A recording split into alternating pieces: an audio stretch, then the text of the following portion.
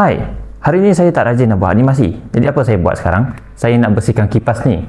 Kalau hidup ini keras, bersihkanlah kipas. Nescaya hati tidak panas. Saya akan gunakan multi-purpose cleaning wipe. Sebab dia boleh multi-purpose cleaning wipe.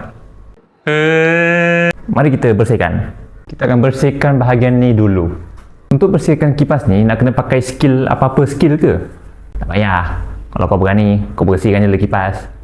Ni satu tak cukup ni, nak kena banyak-banyak ni. Jangan pandang Malmezo sekadar buat animasi Aman and the Tree.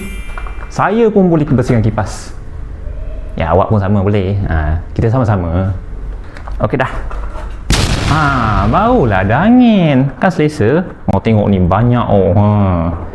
Jadi kalau anda rasa hati anda tengah panas, bersihkan kipas. Nescaya senang, aman, damai. Tu dia. Okey.